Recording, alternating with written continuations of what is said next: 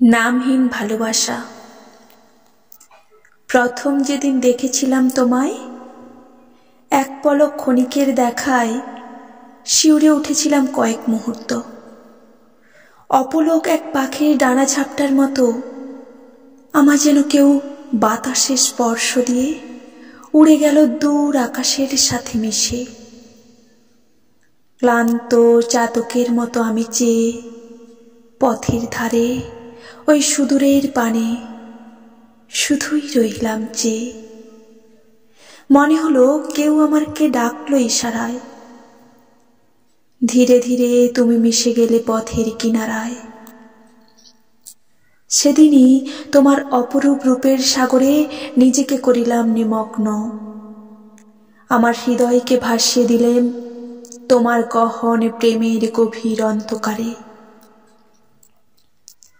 তুমি ছুঁড়ে ফেলতে চেয়েছিলে আমায় অবাঞ্ছিত নোংরা আবর্জনার মতো, অবহেলায়, বিরক্ত নিঃশ্বাসে আর খানিক অস্থিরতায়। কিন্তু তোমার কোঁকড়ানো কোঁকড়ানো চুল একগুচ্ছ নীলাভ মেঘের মতো আমাকে ভাসিয়ে নিয়ে যাচ্ছিল আকাশের কাছে প্রেমের গল্প শোনাতে। তখনই আমি আমার হৃদয়কে জুড়ে দিয়েছিলাম তোমার হৃদয়ের সাথে অটুট বন্ধনে।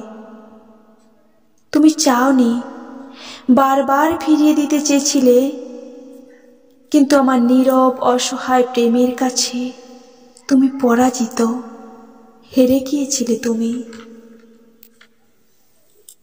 তোমার চলার শব্দে, তোমার হাসিতে, তোমার চঞ্চল চিত্তে আমি খুঁজে পেয়েছি আমার প্রেমের সুর। আমার হৃদয়কে নাচিয়েছে তোমার কণ্ঠসঙ্গীত। তোমার না বলা কথাগুলো যেন আমি শুনেছি কান পেতে বারবার। এমনকি যখনই সাদা খাতা আর পেন হাতে নিই, শুধু তোমারই কথা লিখি।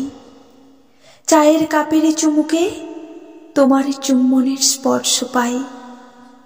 এমনকি বিছানায় ঘুমন্ত শরীরে শুধুই তোমারই অনুভূতি পাই।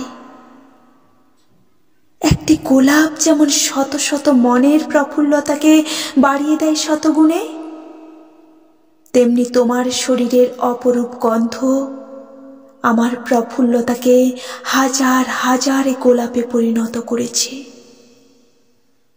তাই তো একদিন আমার বাড়ানো হাতে হাত রেখে বলেছিলে, তোমার প্রেমের কাছে আমি আজ সত্যি হেরে গেছি।